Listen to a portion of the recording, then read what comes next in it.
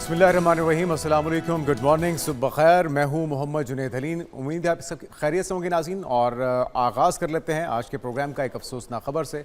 आप सबके इल्म है कि कराची में वाक़या पेश आया है आग लगने का। एम ए जिन्ना रोड पर वाक़ गुल प्लाजा के अंदर 3 मंजिला नाज़रीन ये इमारत थी। और अब तक जो अब से चंद ही लम्हे पहले हमें अपडेट्स मौसूल हुई हैं उसके मुताबिक कूलिंग का अमल तो शुरू हो गया है, लेकिन इस सानहे में 14 कीमती जानें चली गई हैं, जिसमें एक फायर फाइटर भी शामिल है। वो फायर फाइटर जो अपनी ज़िंदगी की बाजी हार गया दूसरों की जानें बचाते बचाते। मनाजिर आप देख रहे हैं, ये इंतहाई भयानक आग थी तीसरे दर्जे की। और तीसरे दिन जाकर अब से कुछ ही देर पहले इस पर फाइनली काबू पाया गया है। और यहाँ पे परफ्यूम का जो सामान था उसकी वजह से, जो केमिकल यहाँ पर मौजूद था उसकी वजह से कहा जा रहा है कि आग बुझाना एक बड़ा चैलेंज था। पुरानी ये इमारत थी, बोसीदा इमारत थी। और इस तरह की बेशुमार सैकड़ों नहीं बल्कि हज़ारों इमारतें शहर कायद के अंदर मौजूद हैं। और बहुत सी ऐसी इमारतें हैं जिनके अंदर SOP का ख्याल नहीं रखा जाता, जो कायदे कवानीन हैं उन्हें नज़रअंदाज किया जाता है, एग्ज़िट पॉइंट्स नहीं होते। ये पहला सानहा नहीं है, लेकिन उम्मीद करते हैं कि ये टेस्ट केस साबित हो। और बहुत से सवालात हैं जो हम सिंध गवर्नमेंट से भी पूछना चाहेंगे, इंतज़ामिया से भी पूछना चाहेंगे। मौके पे सूरत हाल क्या है, क्या मसाइल रहे, क्या चैलेंजेस रहे। हमारे नुमाइंदगान भी मौके पर मौजूद होंगे, पल पल की अपडेट्स पहुंचाते रहे। पूरा पाकिस्तान अफसरदा है इस सानहे के बायस। ये कराची का नाजरीन गुल प्लाजा था, एम ए जिन्ना रोड पर वाक़। और यहाँ पर सैकड़ों लोग मौजूद थे। इंतहाई अहम कारोबारी मरकज़। जिस वक्त आग लगी है किसी के वहम गुमान में नहीं था कि ये इतनी भयानक हो सकती है। लोग अपने प्यारों से, अपनी फैमिली से, अपने घर वालों से फ़ोन पर राब्ते में रहे, उन्हें बताते रहे कि हम फंस चुके हैं।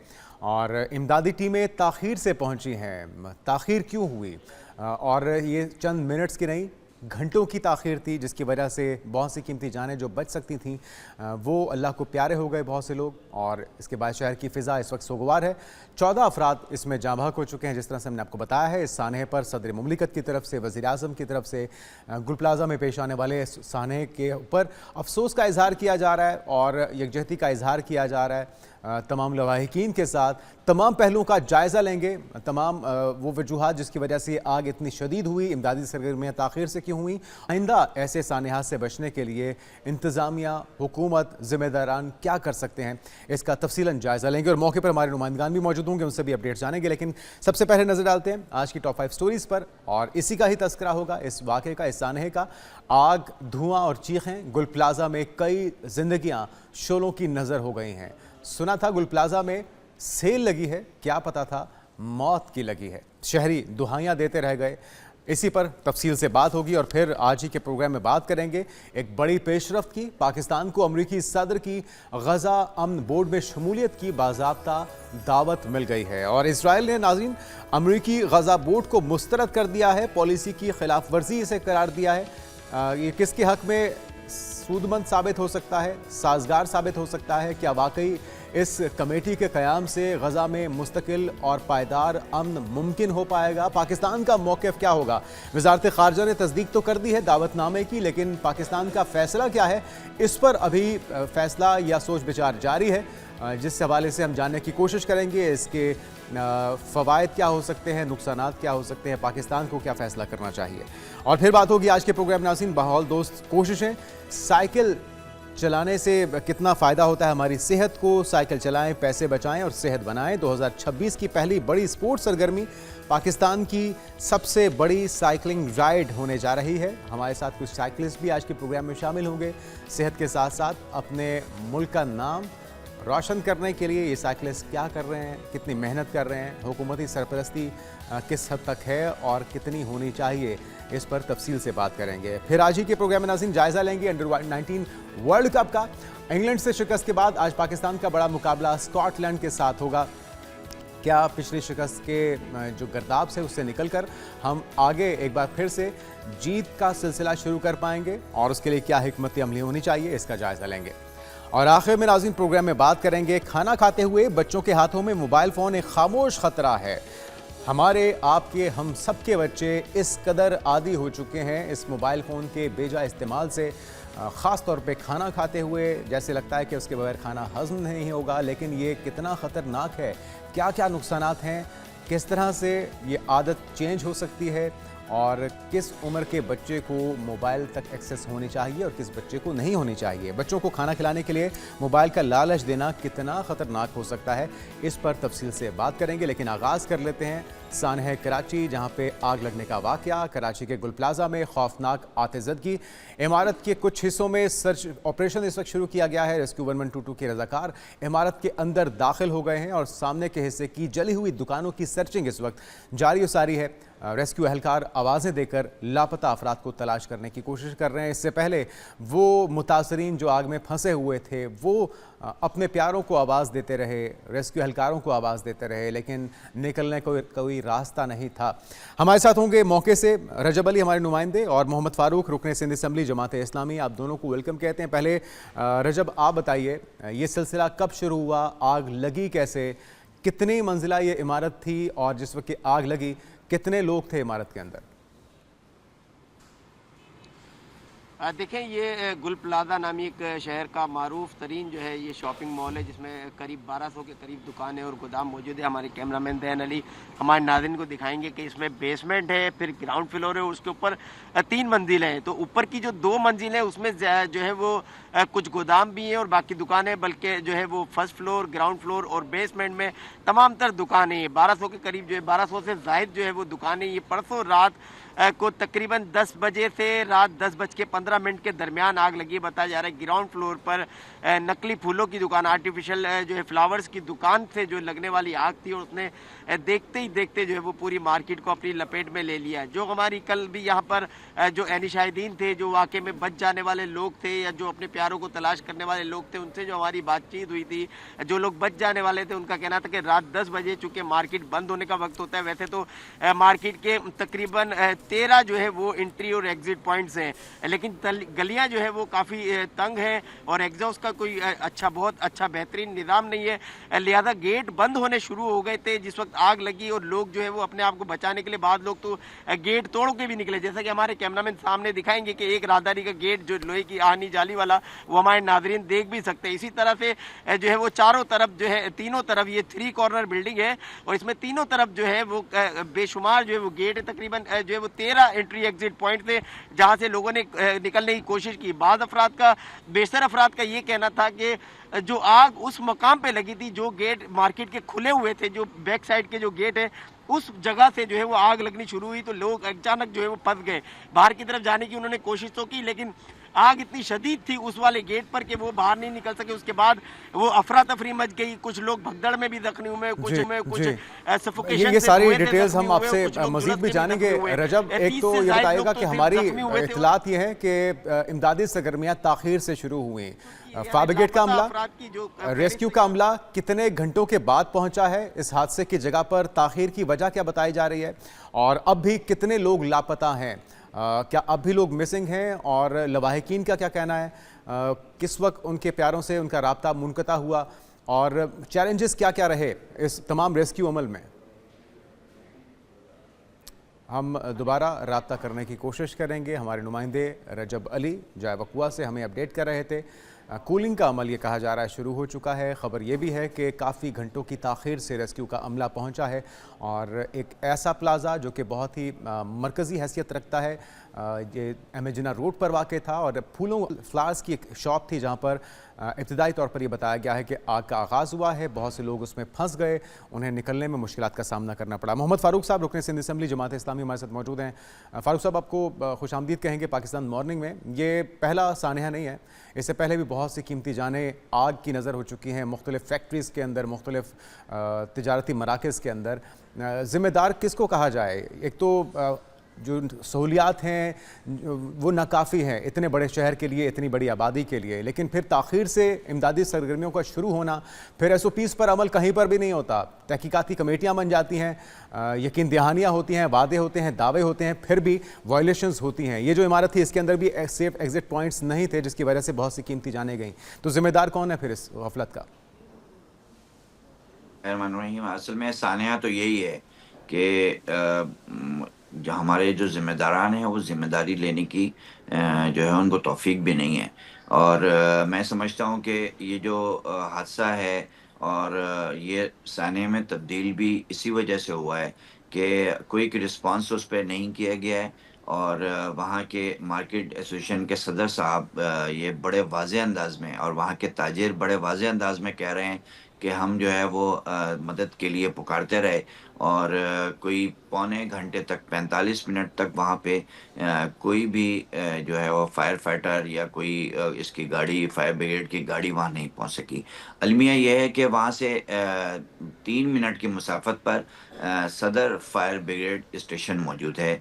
वहाँ से 6 से 7 मिनट की मुसाफत पर बोल्टन मार्केट का फायर ब्रिगेड स्टेशन मौजूद है, लेकिन वहाँ से गाड़ियाँ बर वक्त नहीं पहुँच सकी।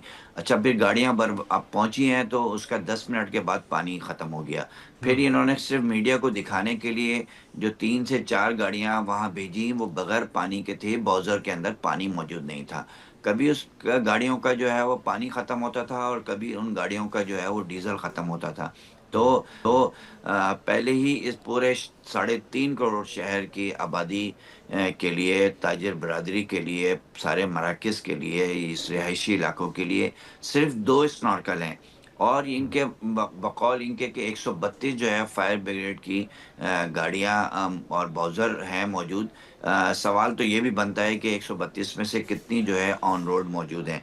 लेकिन क्विक रिस्पांस अगर होता और वक्त पर जो है वो उस दुकान में लगने वाली आग को बुझाया जा सकता, तो ये पूरी मार्केट जो है उसके आग की लपेट में नहीं आती। इस वक्त भी जो है वो 60 से ज़ायद अफराद जो है लापता हैं, और उनके अहले खाना जो है वो ये क्लेम कर रहे हैं, और ये तो अभी तक रजिस्टर्ड हुए हैं अफराद। न जी। जाने कितने लोग होंगे। अल्लाह ताला जो है वो इनके लिए कोई मुआवजा कर दे कि वो साथ खैरियत के जो है वो अपने प्यारों के अंदर दोबारा वापस पलट आएँ। का काम होता है, और कि ऐसे सारे इदारों को वेल इक्विप करना, ऐसे लोगों की जो है वो ट्रेनिंग करना, और ये तो है क्विक रिस्पांस का इदारा, इसको तो हर लम्हे तैयार रहना है। ये जंगी हालात होते हैं, ये बिल्कुल इनको जंगी हालात के तौर पे तैयार रहना चाहिए। ये कैसे बाउज़र थे जो खाली खड़े थे? ये कैसा तो जो है ये जो वो मुजरिमाना गफलत दिख रही है फारूक साहब, जिस तरह से आप भी बता रहे हैं, कभी उनमें पानी ख़त्म हो रहा था गाड़ियों में, एक तो ताख़ीर से आए, फिर कभी डीजल ख़त्म हो रहा है, तो जिस महकमे का, जिस इदारे का काम ही लोगों को रेस्क्यू करना है किसी भी हंगामी सूरत में, ये गफलत है या ये जानबूझ के हो रहा है, या फिर इतनी बेवक़्त हो चुकी है शहर-ए-कायद के लोगों की ज़िंदगियाँ कि उनकी किसी को परवाह नहीं है, उसे कोई ओन नहीं करना चाह रहा, तो ये इसी तरह के सानियात होते रहेंगे या फिर ये टेस्ट केस साबित होगा? आपको क्या लग रहा है? असल में प्रॉब्लम यही है कि इस तरह के सानेहात दर सानेहात जन्म ले रहे हैं, और ये सब जो है हमारी सूबाई हुकूमत इसका जो है वो इसकी कारकर्दगी का शख्साना है। हमारे कब्ज़ा मेयर साहब के अंडर में ये जो है वो फायर फाइटर आते हैं, ये पूरा इदारा आता है, फायर ब्रिगेड का इदारा आता है, और कब्ज़ा मेयर साहब ज़ाहिर है वो उनकी ज़िम्मेदारियाँ बहुत ज़्यादा हैं। वो बिलावल भुट्टो साहब के जो है वो तर्जुमान भी हैं। वो जो है वो साल में 6 महीना तो कराची में ही नहीं होते। इस कराची के मेयर हैं, लेकिन वो इस्लामाबाद और जो है वो दुनिया की यात्रा पे मौजूद होते हैं। उस वक़्त भी जब यहाँ लोग मलबे तले दब रहे थे, आग में जल रहे थे, तो वो इस्लामाबाद में किसी कॉफ़ी शॉप पर जो है वो वहाँ की यात्रा कर रहे थे। उनको इस शहर की कोई फ़िक्र नहीं है। ये इनकी गैर संजीदगी है। इस शहर की जो है वो संजीदगी का आलम ये है कि तो इस फिर शहर के माज़रत कर लेनी अंदर चाहिए उन्हें अ, भी, अगर वो इतने ही मसरूफ़ हैं और शहर-ए-कायद के लोगों के लिए उनके पास वक्त नहीं है, उनके मसाइल के हल के लिए उनके पास कोई हल नहीं है, तो फिर मेरे ख्याल में माज़रत ही बनती है। हम भी उनसे माज़रत कर लेते हैं। इस पर मज़ीद बात करते हैं फारूक साहब। कुछ ताज़ा अपडेट्स मौसूल हुई हैं कराची में गुल प्लाजा आतिशबाज़ी के वाक़े पर। 14 अफराद कहा जा रहा है जहाँ बहक हुए हैं। DIG साउथ के मुताबिक गुज़िश्ता रात से अब तक गुल प्लाजा से 8 लाशें मज़ीद निकाली गई हैं, और निकाली जाने वाली 8 लाशें नाकाबिले शनाख्त बताई जा रही हैं। बहुत ही कर्बनाक और तकलीफ दे ये मनाजिर हैं, ये ख़बरें हैं जो हम आप तक पहुँचा रहे हैं। हमारे नुमाइंदे रजब अली भी वहाँ पर मौजूद हैं। रजब, अब DNA के ज़रिए शनाख्त की जाएगी, कितनी डेड बॉडीज़ को रिकवर किया गया अभी तक, और मज़ीद कितने लोग लापता हैं? जी बिल्कुल ऐसा ही है कि अब जो लाशें निकल रही है, जो नाकाबिले शनाख्त लाशें, जैसा कि रात के सर्च ऑपरेशन में 8 लाशें, उनमें से बेशतर लाशें जो है वो आज़ा की शक्ल में जो है वो निकाली गई है, तो उनकी नाकाबिले शनाख्त है और उनकी शनाख्त डीएनए से ही मुमकिन हो सकती है। लिहाजा मज़ीद भी और कोई अगर लाश निकलती है तो इम्कान यही है कि जो है उनके डीएनए के ज़रिए ही उनकी शनाख्त की जाएगी, जबकि इससे पहले भी जो कुछ लाशें निकली थी उनमें से जो है वो चंद एक सिर्फ जो है जिनकी शनाख्त हुई है, उसके अलावा ज़्यादातर लाशें जो है नाकाबिले शनाख्त है। यहाँ पर एक बात बड़ी अहम है कि जैसे कि एक फायर ब्रिगेड का इदारा है, रेस्क्यू 1122 जो है वो उनके फायर ब्रिगेड्स अलग है, केएमसी फायर ब्रिगेड अलग है, यानी फायर ब्रिगेड के महकमे को भी दो हिस्सों में तकसीम किया गया है। रेस्क्यू 1122 जो है वो सिंध गवर्नमेंट के अंडर आता है और केएमसी फायर ब्रिगेड जो है वो कराची बल्दिया उस्मा कराची के अंडर में आता है। इसको अगर एक करके और भरपूर तरीके से एफर्ट की जाए फायर ब्रिगेड के लिए, ये दो हिस्सों में तकसीम करना, इसका मतलब ये है कि सिर्फ एक कमाई का जरिया है, कि मतलब बजट बनाने वाली बात है। अगर इसको एक करके और वेल इक्विप्ड इसको कर दिया जाए तो शायद इस तरह के सानियात इस शहर में ना हो, चुके 3 करोड़ से ज्यादा की आबादी इस शहर की पहुंच चुकी है। और आज भी अलमिया ये है कि आपको किसी ने दिखा के जिम्मेदारी कबूल की हो इस सानहे की, जो ताखीर हुई है वो कितने घंटों की, कितने मिनट्स की ताखीर से रेस्क्यू का अमला पहुंचा है? फिर हम ये देख रहे हैं कि जो गाड़ियां पहुंची आग बुझाने के लिए, कभी उनमें डीजल कभी उनमें पानी खत्म हो रहा था, तो ये सारी जो चीज़ें हैं, नाहलियाँ हैं, इसको कोई ओन कर रहा है? मुर्तज़ा वहाब साहब या सीएम सिंध, और ये जो एसओपीज़ होते हैं किसी भी बिल्डिंग को बनाने के लिए, वो भी इसमें एक और इमारत के अंदर नहीं थे, जिस तरह से बेशुमार इमारतों के अंदर नहीं है, तो उसका ज़िम्मेदार अब किसी को ठहराया जा रहा है? देखिए, ऐसे तो सवालात बहुत सारे हैं। जैसे कि हम इस वक्त ये मेन एम जिन्ना रोड है, शहर का एक मसरूफ़ तरीन और अहम तरीन सड़क है ये एम जिन्ना रोड। हमारे कैमरामैन हमारे नाज़रीन को दिखाएंगे कि मेन एम जिन्ना रोड पर गुल प्लाजा है, जहाँ पर दरमियान में अभी जो है ग्रीन लाइन की तोसी का काम जो है वो चल रहा है, जिसकी वजह से सड़क जो है वो मज़ीद जो है वो तंग हो चुकी है। जैसे कि देख सकते हैं कि बैरिकेड्स जो है वो कॉर्नर तक लगे हुए हैं। कल भी सूरत हाल ये थी कि फायर ब्रिगेड की गाड़ियाँ जो है वो फायर टेंडर्स और स्नार्कल्स तो मौजूद थी, लेकिन उनको पानी पहुँचाने के लिए वाटर टैंकर्स को आने में काफ़ी मुश्किलात का सामना हो रहा था। लेकिन कल परसों रात जिस वक्त ये आग लगी, उस वक्त तकरीबन 10 सवा 10 बजे के दरमियान का वक्त था। रोडों पे जो है वो ट्रैफिक वो जो शदीद दबाव भी था और शॉपिंग सेंटर्स में लोगों का रश था, इसलिए जो है वो रेस्क्यू के चुके यहाँ से चंद मिनट के फासले पर ही सदर फायर स्टेशन है, सेंटर फायर स्टेशन जो है वो सिविल हॉस्पिटल के पास बैक साइड पे यहाँ पर तकरीबन 1-1.5 किलोमीटर के फासले पर मौजूद है। और तीसरा फायर स्टेशन तकरीबन 2 किलोमीटर के फासले पर बॉर्डर मार्केट फायर स्टेशन है। 3 फायर स्टेशन यहाँ पर अतराफ में मौजूद है जो कि चंद मिनटों की मुसाफत पर है, लेकिन ट्रैफिक की रवानी, सड़कों की टूट फूट, ये भी तमाम चीज़ें अहमियत रखती हैं।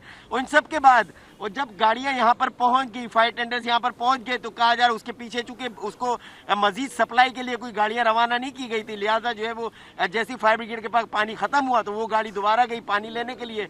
इतनी देर में जो है वो आग ने जो है वो देखते ही देखते मिनटों में जो है वो पूरी इमारत को अपनी और रजब, क्या परफ्यूम्स की, केमिकल्स की बहुत ज़्यादा मिकदार यहाँ पर मौजूद थी, इस वजह से आग बुझाने में भी काफ़ी मुश्किलात का सामना रहा? और ये इमारत तो हम सुन रहे हैं पहले ही काफ़ी पुरानी सीधा थी, अब आग लगने के बाद इसके कुछ हिस्से गिर भी गए, तो अब इसको मुकम्मल तौर पर डिमोलिश किया जाएगा? काबिल इस्तेमाल तो नहीं रही होगी ये?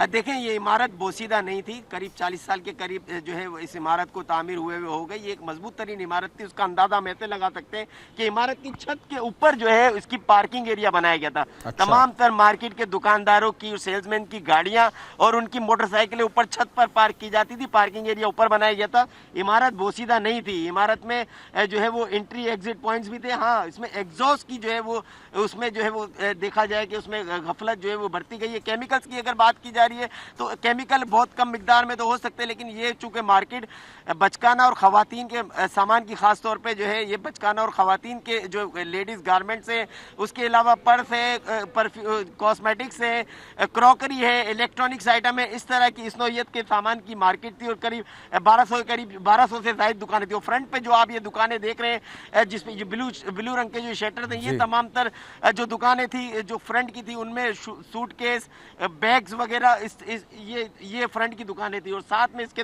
इलेक्ट्रॉनिक मार्केट और फिर जो है वो अंदर जो है वो खवातीन और बचकाना और फिर ऊपर जो है वो रजब, आपसे हम मजीद भी अपडेट्स जानते रहेंगे क्योंकि इमारत का कुछ हिस्सा गिरा भी है। ये इस वक्त किस पोजीशन में है, क्या ये काबिल इस्तेमाल है या इसको पूरी मुकम्मल तौर पर मुनहदम किया जाएगा, ये भी आपसे जानेंगे। लेकिन अभी हमें ज्वाइन किया है सादिया जावेद साहिबा ने, तर्जुमान है सिंध हुकूमत। आपको सादिया साहिबा खुश आमदीद कहेंगे पाकिस्तान मॉर्निंग में।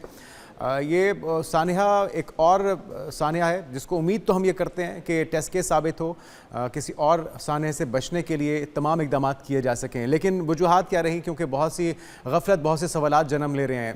रेस्क्यू अमले का ताख़ीर से पहुंचना और 3 दिन के बाद इस आग को बुझाया जा सकना, इतनी कीमती जानें चले गई। 14 अफराद बताया जा रहा है कि इसमें चले गए हैं। आपके पास क्या इतलात हैं, पहले तो वो हमारे नाज़रीन के साथ शेयर कीजिएगा। कितने लोगों को रिकवर कर लिया गया, कितने अब भी लापता हैं? बिस्मिल्लाहिर्रहमानिर्रहीम, बिल्कुल अफसोसनाक वाक़या है। इस वक्त तक गवर्नमेंट 14 डेथ टोटल कंफर्म कर सकती है शहरियों का, और एक फायर फाइटर का। 18 लोग जख्मी हैं जिनको अस्पताल शिफ्ट किया गया है। 59 लोगों की मिसिंग रिपोर्ट की गई है, जिसमें से 26 लोगों की जो पुलिस ने लोकेशन वो की है वो गुल प्लाजा है। बाकी लोगों के भी फोन नंबर्स जो हैं वो चेक किए जा रहे हैं। इस वक्त 95% बिल्डिंग की आग बुझा ली गई है। कूलिंग का अमल शुरू कर दिया गया है। रात से रेस्क्यू 1122 के वर्कर्स ने सर्च ऑपरेशन शुरू कर दिया है। अच्छा, जहाँ तक आपने ये कहा कि जी 2-3 दिन लगे, 24 घंटे लगे हैं आग बुझाने में, और उसकी वजूहात यही मैं समझती हूँ कि अभी तो इंक्वायरी होगी कि असल वजह क्या थी आग लगने की। कुछ लोगों का कहना है कि शॉर्ट सर्किटिंग हुई है, ब्लास्ट अंदर हुआ है, जो अंदर के इलेक्ट्रिक का ट्रांसफार्मर था उसमें, और उसके बाद बिल्डिंग में आग लगी। एक तो बहुत कम वक्त में बहुत तेजी से आग स्प्रेड हुई है, सबसे बड़ी बात। दूसरा ये कि तीसरे दर्जे की आग थी। अंदर जो ये मार्केट है उसमें प्लास्टिक, कपड़ा, मुख्तलिफ चीज़ों के रॉ मटेरियल, परफ्यूम बनाने का केमिकल, बहुत सारी चीजें अंदर मौजूद थी, जिसकी वजह से आग बार बार इरप्ट हो रही थी। फायर फाइटर्स को दुश्वारी हुई है। मैं rescue 1122, KMC, Pakistan navy, KPT के इदारों ने इस ऑपरेशन में बहुत मेहनत से जो है वो काम किया है। उन सबको खिराज तहसीन में पेश करूंगी। बिल्कुल, ये सारी कोशिशें हुई हैं तभी इस नुकसान को मजीद बढ़ने से बचाया जा सका है। लेकिन जो इब्तिदा में ताख़ीर हुई है, ये गफलत कह लीजिए, जो मौके पे यानी शाहिदीन भी बता रहे हैं, मार्केट के सदर भी बता रहे हैं कि 40 से 45 मिनट तक ताख़ीर से रेस्क्यू की गाड़ियाँ पहुँची हैं, और जब वो गाड़ी पहुँची है तो कभी उसमें डीजल, कभी उसमें पानी ख़त्म हो रहा था। तो वो इदारा जिसका काम ही यही था, और 3 से 5 मिनट की मुसाफत पे कहा जाता है कि फायर ब्रिगेड का दफ्तर मौजूद था, फिर इसके बावजूद इतनी ताख़ीर होना, इतनी गफलत का मुजाहरा होना, इसकी क्या वजूहात हैं सादिया साहब? देखिए, इस वक्त वो मार्केट वाले, जाहिर सी बात है उनका नुकसान हुआ है, वो नाराज है। मेरी रेस्क्यू 1122 और KMC के फायर ऑफिसर से इस बारे में बात हुई थी। 10:26 पर इन्होंने कॉल की है। 7 से 8 मिनट में गाड़ियां पहुंची हैं। बिल्कुल इस जगह गफलत है कि पानी के जो ब्राउजर्स थे उनको पहुंचने में थोड़ी ताख़ीर हुई है। उसकी वजूहात ये है कि वहाँ एक तरक्याती काम जो फेडरल गवर्नमेंट का ग्रीन लाइन का है, MA जिन्ना रोड पर जारी था, उसकी वजह से ट्रैफिक ब्लॉक था, उसमें ये टैंकर्स फंसे हैं, लेकिन बाद में उसको भी क्लियर कराया गया है। तो जो पानी वाला मामला है उसमें, लेकिन उसके बाद MD वाटर कॉरपोरेशन पूरी रात वहाँ मौजूद है। ठीक है, उसके बाद तो यकीनी तौर पे कोशिशों को तेज़ किया गया क्योंकि आग की शिद्दत ही बहुत बढ़ चुकी थी। अच्छा सादिया साहबा, आइंदा ऐसा सानिया ना हो। हर बार हम देखते हैं अहद किया जाता है, वादे होते हैं, यकीन दहानियाँ होती हैं, काम भी होता है, लेकिन इतना मुकम्मल तौर पर नहीं होता या तसल्ली बख्श नहीं होता कि इस तरह के सानियात को रोका जा सके। इसी वजह से ये सानिया भी हुआ। अब क्या इकदाम किए जा रहे हैं इसे टेस्ट केस बनाने के लिए, और अजाला किस तरह से किया जाएगा? छोटी से छोटी जो दुकान है उसमें भी कम से कम 25-30 लाख रुपए का सामान था, और इसमें करोड़ों अरबों रुपए का ताजरों का नुकसान हुआ है। जानी माली नुकसान किस तरह से कॉम्पनसेशन दी जाएगी? देखिए, सिंध हुकूमत की एक कमेटी बनी हुई है जिसमें मुख्तलिफ ताजिर तंजीमें, फेडरेशन के नुमाइंदे मौजूद हैं। कराची में आज से पहले भी जब 2008 में 10 मुहर्रम के जुलूस पर धमाका हुआ था, उस वक्त भी ताजिर बरादरी का बहुत बड़ा नुकसान हुआ था। उस वक्त वो कमेटी बनाई गई थी, एक प्रोसीजर है, उसी के तहत इनको भी कंपनसेट करेंगे।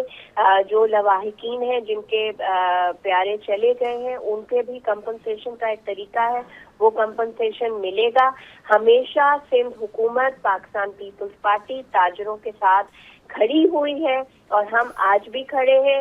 एक एक दुकान को कंपनसेट किया जाएगा, जो प्रोसीजर है। इसमें मुझे कोई वो नहीं। आज चीफ मिनिस्टर साहब ने इजलास बुलाया है। जिन इदारों की, जिन सरकारी अफसरों की अगर इसमें कोई गफलत पाई गई तो उनके खिलाफ भी कार्रवाई होगी। ठीक है, बहुत शुक्रिया। सादिया जावेद साहब हमारे साथ मौजूद थी, तर्जुमान सिंध हुकूमत, और वो यकीन दहानी करा रही हैं कि जहाँ तक हो सका सिंध हुकूमत ताजरों के भी साथ है और जिनके प्यारे इस दुनिया से चले गए उनके भी साथ है। फारूक साहब, क्या लग रहा है कि सिंध हुकूमत ओन करेगी इस बार इन तमाम मुतासरीन को, ताजर बरादरी को, और कॉम्पनसेशन यकीनी तौर पर जो जिनकी जानें चली गई वो तो मुमकिन नहीं है, लेकिन जिनका माली नुकसान हुआ है उनके नुकसान का अजाला मुमकिन हो पाएगा? तो मुझे तो ऐसा लगता है कि हमारे हुक्मरानों और हमारे तर्जुमानों के सीने के अंदर दिल मौजूद नहीं है। इतनी बेशर्मी और इतनी डिटाई के साथ ये इतने प्यारे प्यारे अल्फाज से मीठी शुगर कोटेड करके जो है वो लोगों के ज़ख्मों के ऊपर जो है वो नमक रख रहे होते हैं। ये मरहम रखने के बजाय उन पे मज़ीद जो है वो आग लगा रहे होते हैं। ये एक पहाड़ा इन्होंने सीएम जो साहब आए थे उसके बाद उन्होंने एक पहाड़ा पड़ा हुआ है कि 10:16 पे वहाँ फ़ोन आया, कोई कहता है 10:26 पे वहाँ से कॉल आई, और वहाँ से भाई वहाँ जो कुछ मेयर के साथ और वज़ीर आला साहब के साथ ताजिरों ने किया है ना, वही नविश्ते दीवार है। मेयर साहब वहाँ पे बात नहीं कर सके, उनको डीसी ऑफिस में भागकर जान बचानी पड़ी उन ताजिरों से, जो उनकी फैमिलियाँ खड़ी थी। 30 घंटे 24 घंटे हो चुके थे। 23 घंटे बाद मेयर साहब को तौफीक हुई थी वहाँ आने की, और वो ये कह रहे हैं कि हमने क्विक रिस्पांस किया। वहाँ पर सारी रात पता नहीं है किस हाल में होते हैं, रात में तो वहाँ पहुँचा ही कोई नहीं है, ये सुबह तो वहाँ पहुँचे हैं। तो ये इनका हाल है। और 30 घंटे के बाद भी वहाँ पर, 34 घंटे के बाद भी अभी वहाँ पर कूलिंग का सिस्टम काम शुरू नहीं हुआ है, कोई अंदर दाखिल नहीं हो सका। ये तो इनकी एफिशिएंसी है, ये इनकॉम्पिटेंट हैं ना, तो ये वहाँ के रोड बना पा रहे हैं। ये वहाँ ग्रीन लाइन है जो गुज़िश्ता 5-6 साल से चल रही है, जिसको ये कंप्लीट नहीं कर पा रहे, लोगों को अजाब में डाला हुआ है। वहाँ पर एक बस चलाने के लिए आपने पूरी एम.ए. जिना रोड को ऐसी की तैसी कर दी है, और आपके पास कोई प्लान ही मौजूद नहीं है शहर का। मास्टर प्लान के मुताबिक आप काम करें वो भी आपके पास मौजूद नहीं है। आपके पास गाड़ियों बाउजर के अंदर पानी नहीं है, तो वो पानी जी ये सारी चीज़ें बिल्कुल वैलिड है और अपनी जगह मौजूद हैं। और अगली बार इसी अवाम के पास जब वोट लेने के लिए ये हुक्मरान जाएंगे तो किस मुंह से जाएंगे, जब उनके प्यारे उनसे छिन जाने के बाद उन्हें कोई ओन करने को तैयार नहीं है, सिर्फ वादे, यकीन दहानियाँ और तसलियाँ ही दी जाती हैं, हर बार दी जाती हैं। हर बार ये कहा जाता है कि आइंदा ऐसा नहीं होगा, लेकिन पहले से ज़्यादा भयानक सूरत में कोई और सानिया हो जाता है, जिसमें अभी तक 14 कीमती जानें जा चुकी हैं। बहुत शुक्रिया। हमारे साथ मौजूद थे मोहम्मद फारूक साहब भी, और हमारे नुमाइंदे रजब अली ने भी मौके से हमें सूरत हाल से आगाह किया। तमीराती काम चार्ट पे चार्ट जारी है, हर बार की तरह हम देखते हैं ये पूरे पाकिस्तान में। ये अलमिया हम अब से नहीं देख रहे, जब से पाकिस्तान मार्ज से वजूद में आया तब से देखा जा रहा है, जिसकी वजह से जो फायर ब्रिगेड का अमला था, रेस्क्यू टीम्स थी, उन्हें पहुंचने में मुश्किलात का सामना करना पड़ा। और अलमिया ये है कि जब वो गाड़ियां पहुंच गईं तो उसमें पानी ख़त्म हो गया, और जब वो पानी दोबारा भरने गाड़ी गई तो दोबारा से आग ने ज़ोर पकड़ा और वो तीसरे दर्जे की आग में तब्दील हो गई, और इसी वजह से 24 से 48 घंटे इस आग को बुझाने में लगे। अभी भी हमारे नुमाइंदे ये कह रहे हैं कि वहाँ पर बड़ी मुश्किल से कूलिंग का अमल शुरू किया गया है, लेकिन काबिल इस्तेमाल ये इमारत हो पाएगी, काबिल इस्तेमाल रह पाएगी या नहीं, ये अब इंजीनियर्स या फिर माहिरीन ही बता सकते हैं। इस सूरत हाल से आपको आगाह करते रहेंगे नाज़रीन। बहरहाल उम्मीद ये करते हैं कि इसको टेस्ट केस बनाया जाए और आइंदा कोई ऐसा सानिया ना हो, उसके लिए अमली इकदाम भी ग्राउंड पर दिखाई दे। इंतहाई अहम मामला और एक बड़ी पेशरफ्त, गज़ा में नाजुक जंगबंदी के बाद इसकी मुस्तकबिल के सियासी और इंतज़ामी ढांचे पर अब आलमी सतह पर नई सफ़बंदी शुरू हो चुकी है। अमरीकी सदर डोनाल्ड ट्रंप एक बार फिर से मुतहरिक हुए हैं और अब मंसूबे के तहत कायम किए गए गज़ा बोर्ड ऑफ पीस ने बैनुल-अक़वामी सियासत में हलचल मचा दी है। पाकिस्तान को भी मदऊ किया गया है, इसमें हम देख रहे हैं कि मिस्र भी शामिल है, इसमें टर्की भी है, लेकिन कुछ तहफ़्फ़ुज़ात सामने आ रहे हैं नेतन्याहू की तरफ से। वो सरप्राइज्ड हैं कि उनको एतमाद मिले बगैर ऐसा हुआ, लेकिन क्या उनको एतमाद मिले बगैर ये मुमकिन हो पाएगा? बाकी स्टेक होल्डर्स को भी एतमाद में नहीं लिया गया, लेकिन दावतनामा तो बहरहाल मौसूल हो चुका है। पाकिस्तान का मौक़िफ़ क्या होना चाहिए, तस्दीक हो चुकी है सिफारती सतह पे। अल्लामा ताहिर अशरफी साहब, चेयरमैन पाकिस्तान उलमा काउंसिल, हमारे साथ मौजूद हैं। हाफिज़ साहब, आपको वेलकम कहेंगे पाकिस्तान मॉर्निंग में। एक तो नेतन्याहू की तनकीद सामने आ रही है, वो कह रहे हैं कि जी हमारा जो प्लान है उसके बिल्कुल ये मुतरादिफ है, लेकिन डोनाल्ड ट्रंप बज़ाहिर क्या ये एक नया इत्तेहाद बनाने जा रहे हैं जिसमें सब अमेरिका की हाँ में हाँ मिलाएंगे, और पाकिस्तान को भी दावत दी गई है।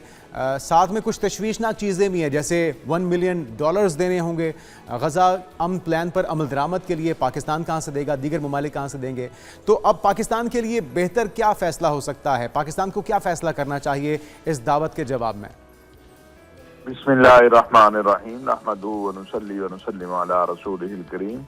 देखिए, गुजारिश ये है कि अभी कुछ चीज़ें सामने आई हैं, लेकिन पाकिस्तान को जो दावत दी गई है इस बोर्ड में शामिल होने के लिए, मैं समझता हूँ इससे पाकिस्तान का जो एक फ़लस्तीन के मामले के ऊपर मौक़िफ़ है और जो आलमी सतह पर मई के मारका हक के बाद पाकिस्तान का एक वक़ार और इज़्ज़त है, ये उसको जाहिर करता है। जहाँ तक बात है कि पाकिस्तान का इसमें क्या किरदार होगा, तो इस मामले में पहले भी हमारे वज़ीर ख़ारजा नायब वज़ीर आज़म इशहाक डार साहब, वज़ीर आज़म ISPR के DG वाज़े कर चुके हैं कि पाकिस्तान तामीर नौ में तो शरीक होगा, रिहेबिलिटेशन में तो शरीक होगा, गज़ा और फ़लस्तीनियों की मदद के लिए तो जाएगा, लेकिन किसी ऐसे अमल में शरीक नहीं होगा जिससे कोई फ़लस्तीनियों के साथ महाजराई सामने आए, या जिस तरह हमास को डीवेपनाइजेशन का अमल है या बाकी चीज़ें हैं, वो अहले फ़लस्तीन जाने, आपस में अपने मामला तय करें, हमारा उससे कोई लेना देना नहीं होगा। हमें इसमें जाना चाहिए। मेरी ज़ाती राय तो ये है कि बिल्कुल पाकिस्तान को इसमें जाके अपने फ़लस्तीनी भाइयों की मदद करनी चाहिए। पाकिस्तान उलमा कौंसिल ने भी इसका खैर मकदम किया है, लेकिन वो किन शराइत पर है, किन चीज़ों पर है, ये आने वाले अय्याम में सामने आएगा। और इंशाअल्लाह पाकिस्तान जो भी फैसला करेगा वो पाकिस्तान की उमंगों के मुताबिक होगा। आलम इस्लाम के तमाम जो कायदीन हैं, आलम इस्लाम के ममालिक हैं, उनके साथ मुशावरत से होगा, और कोई भी ऐसा फैसला नहीं किया जाएगा जो अहले फ़लस्तीन, अहले पाकिस्तान और अहले इस्लाम के उम्मीदों और उमंगों के खिलाफ हो। अच्छा हाफिज़ साहब, इस अमन कमेटी के अंदर फ़लस्तीन की नुमाइंदगी ना होना ये कितना तशवीशनाक है? इस पे तो नेतन्याहू भी एतराज़ात कर रहे हैं। जिसने तबाही की है, जिसने बर्बादी की है, अब भी वो एतराज़ करने के काबिल तो नहीं है, लेकिन फिर भी किया जा रहा है। फिर जर्मनी को, ऑस्ट्रेलिया को, कनाडा को शामिल करने का मकसद क्या समझ में आता है? फिर जितने भी कमेटी के मेम्बरान हैं उनसे $1 मिलियन का मुतालबा किया जा रहा है। भाई, जिसने तबाही की है, ये इन्वेस्टमेंट तो उसकी बनती है रिहेबिलिटेशन के लिए भी, और इसको पाए तकमील तक पहुंचाने के लिए भी, क्योंकि बेनिफिशरी भी वही होंगे और जिम्मेदार भी वही हैं। तो ये सारी चीज़ें किस चीज़ की इंडिकेशन है? और ख़ास तौर पे जो मैंने आगाज़ में पूछा कि फ़लस्तीन की नुमाइंदगी ना होना, उससे फिर किस तरह से इस पर अमल दरामद हो पाएगा? देखिए, अभी तक जो फ़लस्तीनी अथॉरिटी है, फ़लस्तीनी अथॉरिटी ने तो इसका खैर मकदम किया है तीसरे मरहले का, लेकिन फ़लस्तीनियों की तरफ से, हत्ता कि हमास की तरफ से भी अभी इसके ऊपर कोई ऐसी चीज़ सामने नहीं आई जिसकी बुनियाद पर हम कह सकें कि क्या फ़लस्तीनी इसे कबूल नहीं कर रहे। अभी तक उधर से कोई ऐसा बयान, ऐसी चीज़ हमारे सामने नहीं है।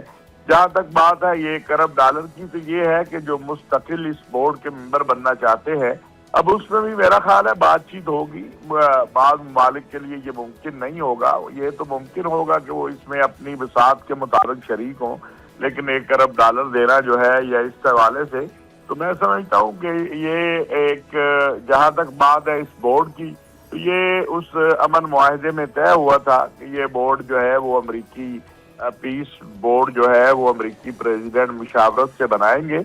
तो जो आने वाले अय्याम आगे जो है वो चीज़ों को वाज़ेह करते जाएंगे।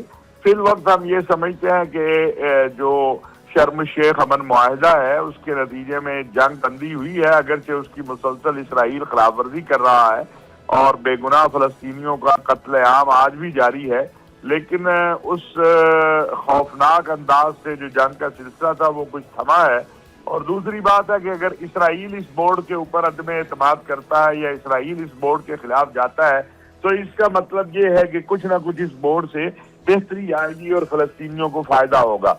लिहाजा जिस चीज की इसराइल मुखालफत कर रहा है उससे ये बात तो वाजे होती है कि इसराइल को ये तकलीफ जरूर है और उसका क्योंकि वो चाहता है कि सारे का सारा गजा जो है उससे फलस्तीनी निकल जाए। गजा से इसराइल का कोई ताल्लुक नहीं है, गजा अहले फलस्तीन का है, गजा की जमीन अहले फलस्तीन की है, गजा वालों का है।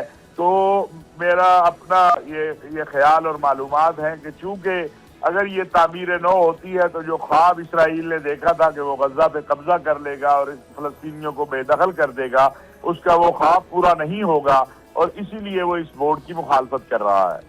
तो हाफिज साहब, पाकिस्तान इस पोजीशन में है कि अगर कोई चीज़ काबिल एतराज़ हमें दिखती है तो उस पर हम स्टैंड अपना बड़ा खुलकर उसका इजहार कर सकें, उस पर डट भी जाएं, क्योंकि डोनाल्ड ट्रंप का जो एक अंदाज़े सियासत है वो ना सुनना पसंद नहीं करते। अभी तक तो बड़ी अच्छी गर्मजोशी के साथ ताल्लुकात भी इस्तवार हुए हैं पिछले कुछ अरसे में, और हम एक गर्मजोशी भी देख रहे हैं मई के बाद, पाकिस्तान भारत जंग के बाद ख़ास तौर पर। तो पाकिस्तान को कितना फूंक फूंक के कदम रखने होंगे, और आपको क्या लगता है नेतन्याहू ये तस्लीम करेंगे कि टर्की या पाकिस्तान बराह रास्त अमन कमेटी का हिस्सा हो या पीस प्रोसेस का हिस्सा हो?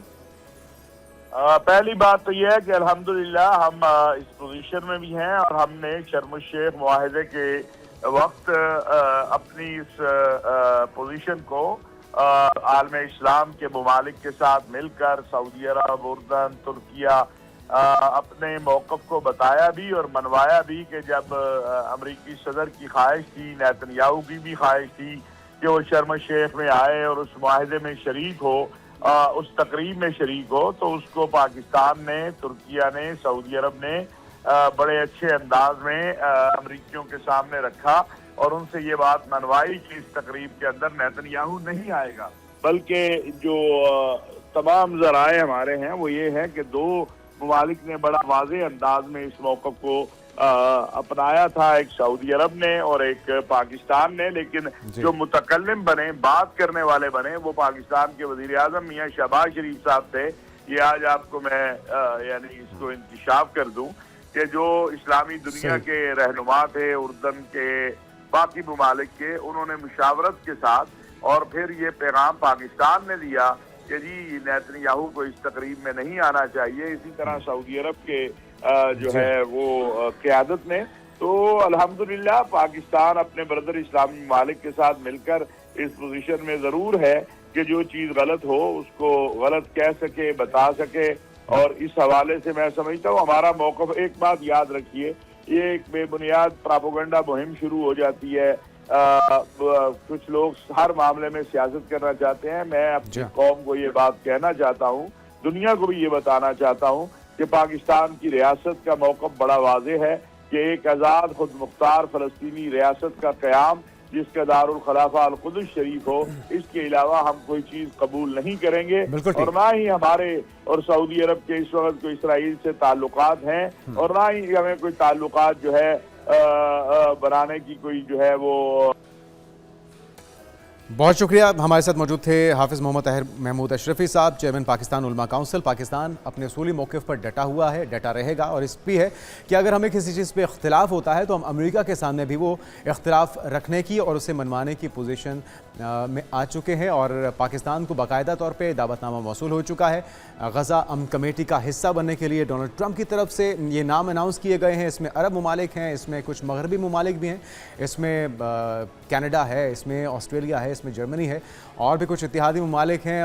उम्मीद करते हैं कि नेतन्याहू के तहफ़्फ़ुज़ात और ख़दशात के बावजूद, उसके इस कमेटी को मुस्तरद किए जाने के बावजूद, ये काबिशें रंग लाएँ और गज़ा में मुकम्मल और पायदार अमन आ सके, उसे आज़ाद और ख़ुद मुख्तार रियासत के तौर पे जल्द से जल्द तस्लीम किया जा सके। और पाकिस्तान इसके लिए पहले भी कोशिश करता रहा है, अब भी अपनी खिदमत पेश करने के लिए पूरी तरह से तैयार है। आगे बढ़ते हैं नाज़रीन और कुछ बात करते हैं सकर्दू की। जिस तरह से आप जानते हैं कि मुल्क भर में सर्दी की लहर जो है ज़ोरों शोर से जारी है, बर्फ़बारी हुई है और सर्दी की शिद्दत उससे मज़ीद बढ़ गई है। कड़ाके की सर्दी की ताब ना लाकर हम ये भी देख रहे हैं कि दरियाए सिंध में हर तरफ बर्फ़ ही बर्फ़ है। दरियाए सिंध भी जम चुका है। ये खूबसूरत मनाजिर आप देख रहे हैं, ये दरियाए सिंध के हैं और ये इस वक्त लहरें जो हैं वो जम चुकी हैं, वो उनमें जमूद आ चुका है। मौसम की ताज़ा सूरत हाल क्या है, वहाँ पर ही मौजूद है हमारे नुमाइंदे ज़ाकिर बल्तिस्तानी, उनसे जानते हैं। ज़ाकिर बताइएगा, हम देख रहे हैं कि काफ़ी सयाह भी आए हुए हैं, एंजॉय करें इस मौसम को, और दरिया सिंध भी जम चुका है। आप क्या मनासिर देख रहे हैं अपने सामने?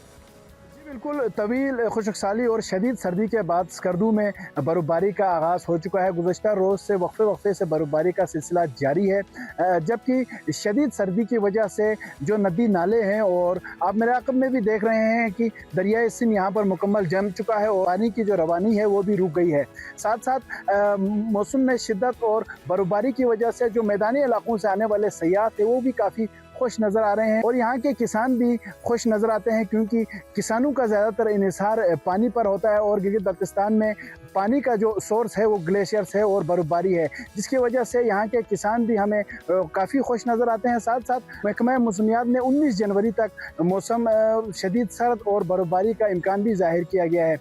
अगर हम टेम्परेचर के हवाले से बात करें तो मैदानी इलाकों में इस वक्त महकमा मौसमियात के मुताबिक -10 तक टेम्परेचर गिर चुका है, जबकि बालाई इलाकों में -15 तक टेम्परेचर गिर चुका है। जी, बहुत शुक्रिया ज़ाकिर बल्तिस्तानी, खूबसूरत मनाज़िर हमें दिखा रहे थे और ऐसे लगता है किसी सीनरी के सामने, किसी पोर्ट्रेट के सामने वो मौजूद हैं, लेकिन ये अल्लाह ताला की बनाई हुई खूबसूरत दुनिया है और पाकिस्तान के अंदर इस तरह के बेशुमार मनाज़िर और मकामात मौजूद हैं जहाँ पर मकामी और गैर मुल्की सयाह जो हैं मौसम सरमा के मज़े लूट रहे हैं। आगे बढ़ते हैं और कुछ बात करते हैं 4 दहाइयों तक आवाज़ का जादू जगाने वाली गुलकारा महनाज बेगम की। 1955 में वो कराची में पैदा हुई थी और महनाज का जो असल नाम था वो आप सुन के हैरान होंगे, वो कनीज़ फातिमा था। जी हाँ, ये उनका शोबिस की दुनिया का नाम था। वो गुलकारा कजन बेगम के साहबजादी थी और महनाज ने सर सैयद गर्ल्स कॉलेज से BA किया और 1972 में फ़न मौसीकी में उन्होंने कदम रखा था। तो महनाज बेगम को गज़ल, ठुमरी, दादरा, ख्याल, द्रुपद, सलाम, नोहा और मरसिए पर मुकम्मल दस्तरस हासिल सी मलका हासिल था, अगर कहा जाए तो भी गलत नहीं होगा। PTV के प्रोग्राम नगमा ज़ार में उन्होंने गायकी के बाद शोहरत पाई फिल्म स्क्रीन पे, और उनकी गायकी ने कितना लोगों को अपना गर्विदा किया, कुछ झलक उनके गानों पर डालते हैं। महनाज ने बेशुमार फिल्मों में अपनी मीठी आवाज़ का जादू जगाया। उनकी कमी को आज और हमेशा महसूस किया जाता रहेगा। और हम उम्मीद करते हैं कि सेगमेंट आपको बहुत पसंद आएगा, और ये एक ऐसा काम है जिसके करने से आप बहुत सी बीमारियों से बच सकते हैं, बहुत से डॉक्टर से आपकी जान छूट सकती है, और वो है अपनी फिटनेस का ख्याल रखना। और उसके लिए एक स्पोर्ट्स भी है और एक आदत भी, अगर कह लीजिए तो गलत नहीं होगा, वो है साइकिलिंग।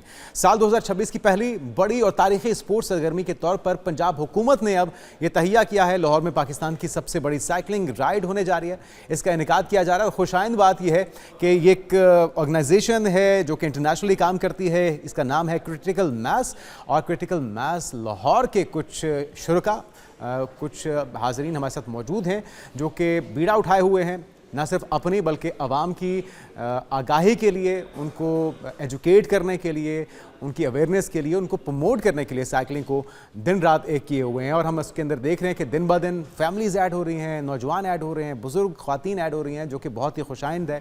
ख़ासतौर पे स्पोर्ट्स डिपार्टमेंट पंजाब अब इसको ओन कर चुकी है, तो ये इनकी एक बड़ी अचीवमेंट भी है।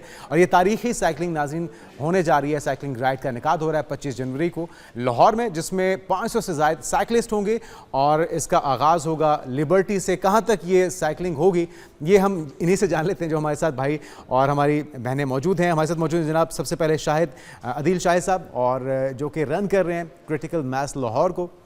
आपको वेलकम कहते हैं। उनके साथ तशरीफ़ फरमाए बिनिश महमूद साहिबा, उनके साथ मौजूद हैं उमर मिर्ज़ा साहब, और उनके साथ बैठी हुई हैं शाजिया भट्टी साहब। आप सभी को वेलकम कहते हैं, खुशामदीद कहते हैं। काम तो बहुत ही ज़बरदस्त कर रहे हैं आप, लेकिन ये अब पंजाब गवर्नमेंट ने इसको ओन कर लिया, तो एक्नॉलेजमेंट है कि आप लोगों की मेहनतें रंग ला रही हैं। पहले तो ये बताइए अदील भाई कि कितने साल हो गए इस काम को शुरू किए हुए, लाहौर और लाहौर वालों का रिस्पॉन्स कैसा है? अब जब गवर्नमेंट ने इसको ओन किया तो इसमें कितनी बेहतरी और तेज़ी आने जा रही है? सर ये क्रिटिकल मैस जो है 2009 में बना था। अच्छा। और उसमें कोई 8-9 लोग थे जिन्होंने मिलकर इसको बनाया, और अब जो है हम अल्हम्दुलिल्लाह जब मैं आया था 2017 पर, तब 50-60 मेंबर्स होते थे, तो मैं असल में जो क्रिटिकल मैथ्स लाहौर के नाम पे कोई 300 ग्रुप्स हैं जो पूरे वर्ल्ड वाइड हैं, ठीक है, और उसमें एक क्रिटिकल मैथ्स लाहौर भी है। जबरदस्त। तो इसमें जब मैं आया था 70-80 मेंबर थे, अल्हम्दुलिल्लाह हर एवरी संडे राइड होती है और उसमें हर 30% मेंबर्स नए आते हैं, और जो एक दफ़ा आता है वो नेक्स्ट टाइम अपने फ्रेंड्स कज़न को भी लेकर आता है। और हमारी जो राइड होती है बड़ी वेल ऑर्गेनाइज होती है। सुबह अर्ली हम स्टार्ट करते हैं, जो 30 से 35 किलोमीटर की राइड होती है, जिसमें हम ब्रेकफास्ट भी करते हैं, और फुल हम हर एक राइडर का ये वीकली बेस होती है, Weekly base, हफ्ते में एक बार संडे को। जी बिल्कुल। ठीक है, बिनी साहब आप भी इसका हिस्सा हैं। आपने बताया ब्रेक में कि आप आर्टिस्ट भी हैं। Yes. तो आर्ट के साथ साथ साइकिलिंग का शौक, ये फिटनेस के लिए था, किसी ने मशवरा दिया, वजह कैसे बनी, शौक कैसे पैदा अच्छा, फिटनेस इज़ एक बेनिफिट है साइकिलिंग का, जिस पे हमेशा बड़ी बात होती है, सबको पता भी है। मेरे लिए इससे बड़ा एक बेनिफिट है जो मुझे क्रिटिकल मैथ्स लाहौर में मिला, और वो है कम्युनिटी बिल्डिंग या कम्युनल एस्पेक्ट जो इसका है। मैं लाहौर से नहीं हूँ, मेरे जैसे और बहुत से लोग हैं जिनकी ये शायद सिटी नहीं होगी, जो यहाँ मूव किए हैं काम के लिए, पढ़ाई के लिए।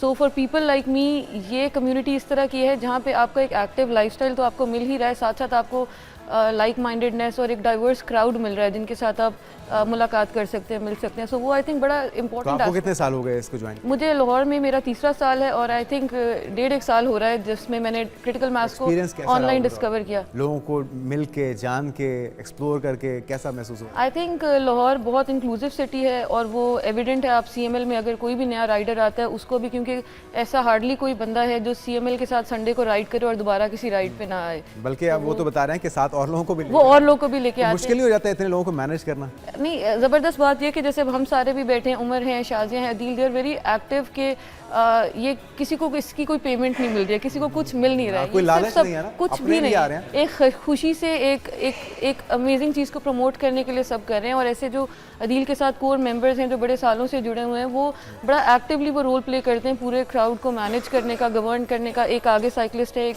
एक्सपर्ट साइकिलिस्ट पीछे होगा साइड्स पे, तो वो बड़ा मिलजुल कर। अदील भाई से हम ये बाद में पूछते हैं कि कितना चैलेंजिंग होता है। उमर भाई, आपने बताया कि एक तो आप आर्किटेक्ट भी हैं, कंस्ट्रक्शन का काम है आपका, साथ में एक आजमाइश भी है, एक बीमारी से भी आप फाइट कर रहे हैं, और ये उमूमी तौर पे लोग हिम्मत हार जाते हैं।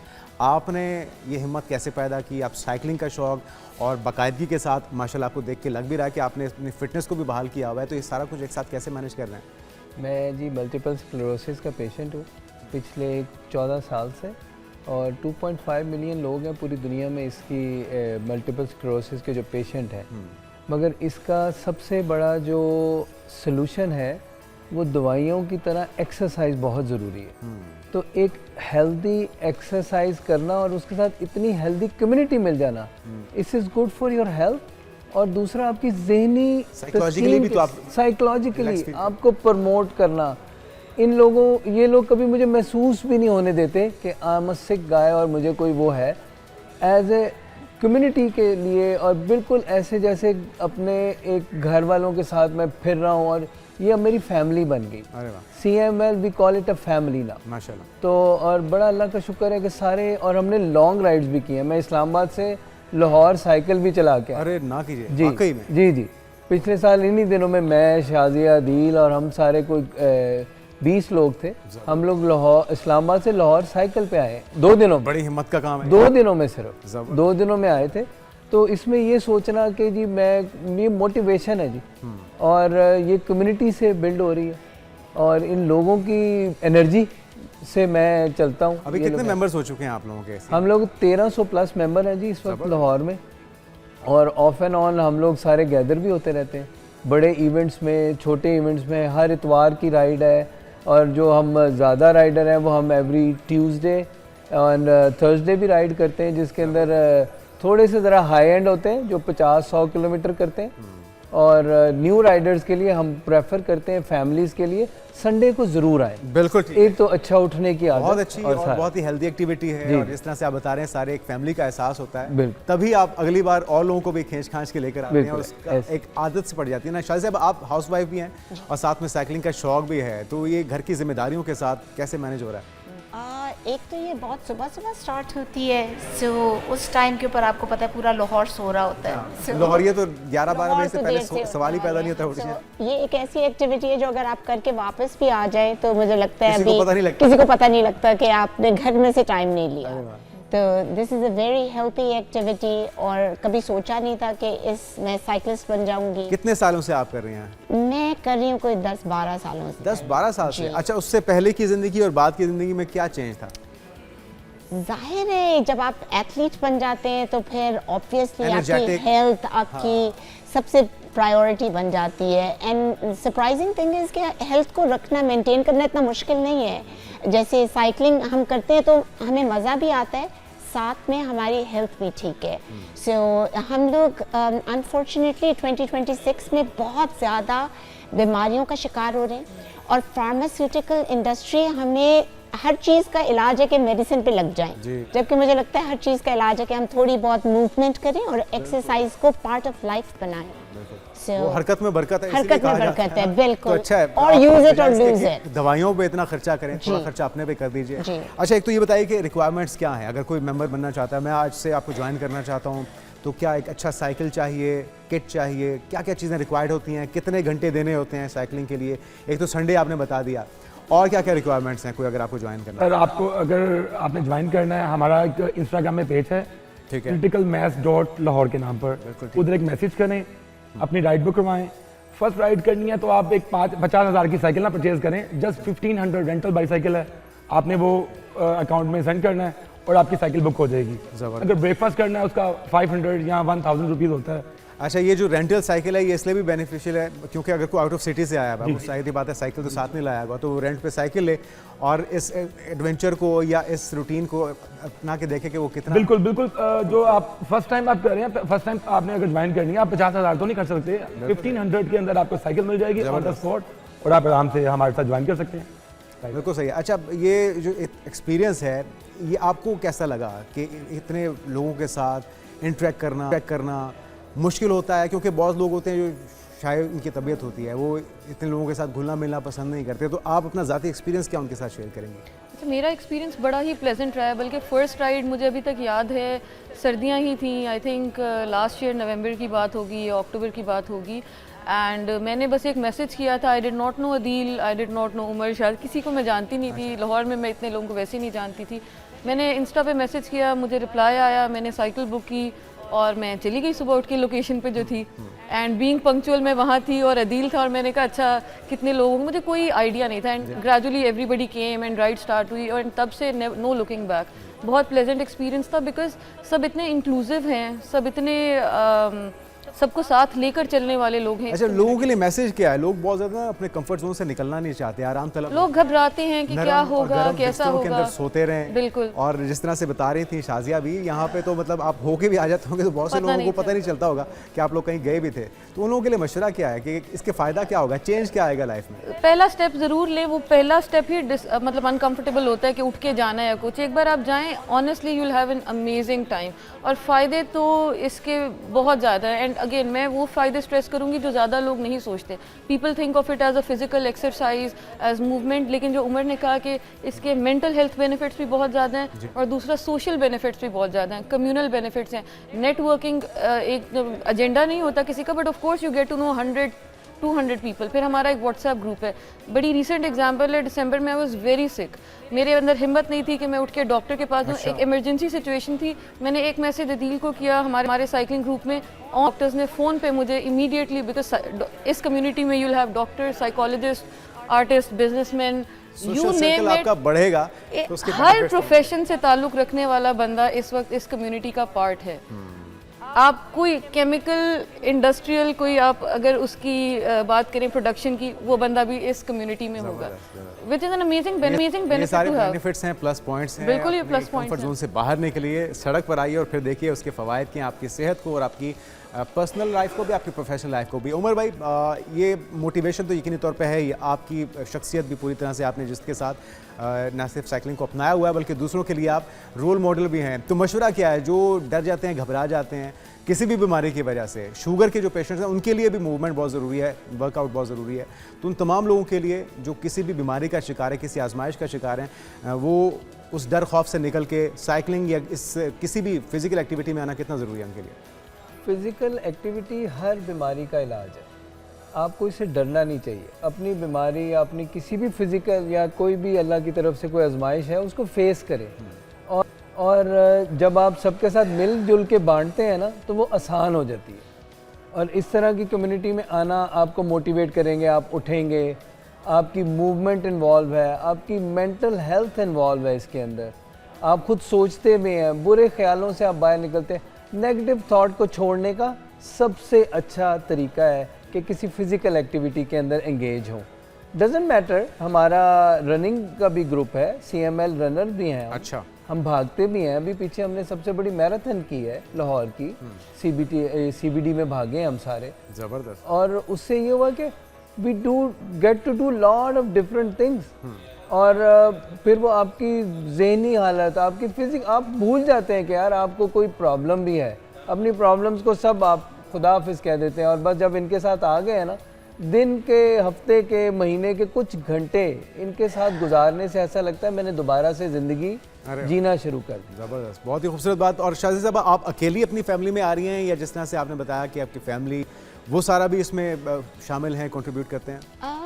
नहीं, मेरे बच्चों को इतना शौक़ नहीं है जितना मुझे है, लेकिन मुझे लगता है कि मैं फिर भी फैमिली को भी इंस्पायर कर रहे हैं, लेकिन जो दूसरे लोगों को इंस्पायर करना है। और सबसे बड़ी बात यह है कि लाहौर इतनी खूबसूरत सिटी है, कभी साइकिल पे चढ़ के उसको देखें, बिकॉज गाड़ी में एकदम से गुजर जाते हैं, हमें पता नहीं लगता। So when I used to live in America, जब मैं वहाँ से यहाँ मूव करी हूँ, तो cycling has helped me fall in love with this place. ज़बरदस्त, बहुत ही अच्छी बात है। और लास्टली अब आप बताइए अदील भाई कि जो 25 को होने जा रहा है इवेंट, इसमें कितने लोग आ रहे हैं? पंजाब गवर्नमेंट का इसमें क्या किरदार होगा और लोगों के लिए मैसेज क्या, अगर कोई आना चाहे तो?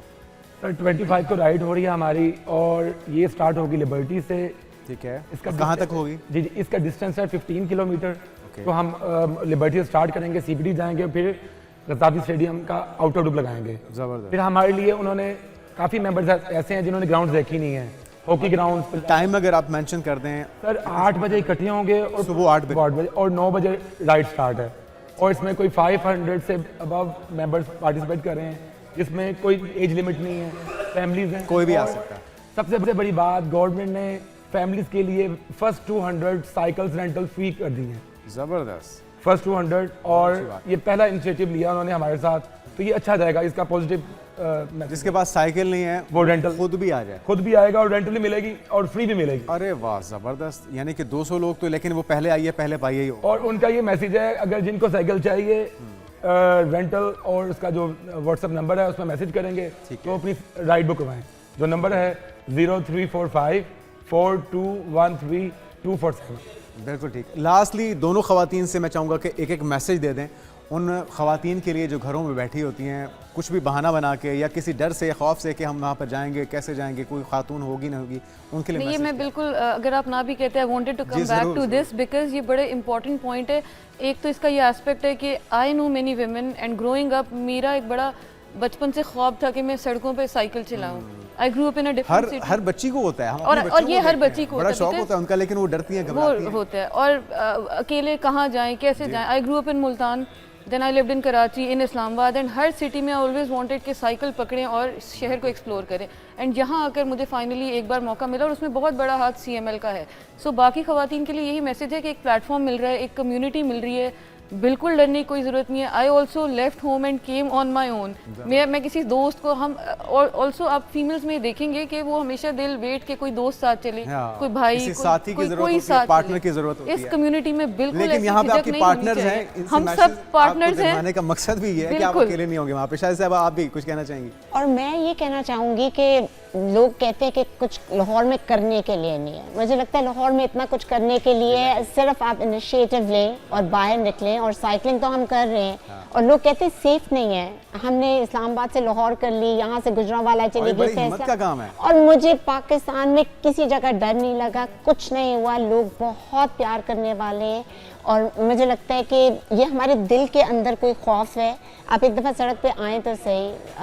और ये जीती जागती मिसालें मौजूद हैं, उस खौफ को तोड़ के ये सड़कों पर आए हैं, और बल्कि अब तो ये बीड़ा उठाए हुए हैं, लीड कर रहे हैं इस कैंपेन को। क्रिटिकल मास लाहौर की ये टीम हमारे साथ मौजूद है। हमारी बेस्ट विशेस आप सबके साथ, और आइए इनको ज्वाइन कीजिए 25 को। अब तो पंजाब गवर्नमेंट ने इनको ओन कर लिया, इनका साथ दे रहे हैं, तो यकीनी तौर पर इसमें कुछ खास है हमारे लिए, हमारी सेहत की बेहतरी के लिए, हमारे बच्चों के मुस्तकबिल के लिए। किस तरह की एक्टिविटी बहुत ज़रूरी है, तो उसमें साइकिलिंग क्यों ना हो, बाद में आपने दवाइयों पे लगाने हैं तो उससे बेहतर है कि थोड़े से पैसे लगाइए साइकिल पे और अपने ट्रैक सूट पहनिए और पहुंचिए 8 बजे सुबह लिबर्टी से लिबर्टी तक।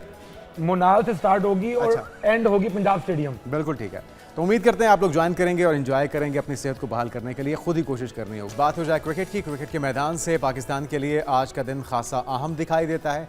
एक जानिब तो अंडर 19 वर्ल्ड कप में इंग्लैंड से शिकस्त हो गई है हमें, जिसका हमें बड़ा अफसोस भी है। पाकिस्तानी टीम आज स्कॉटलैंड के खिलाफ लाजमी कामयाबी के दबाव के साथ मैदान में उतरेगी और इंग्लैंड के खिलाफ जो पहला मैच था उसमें 210 रन का हदफ हम हासिल नहीं कर पाए।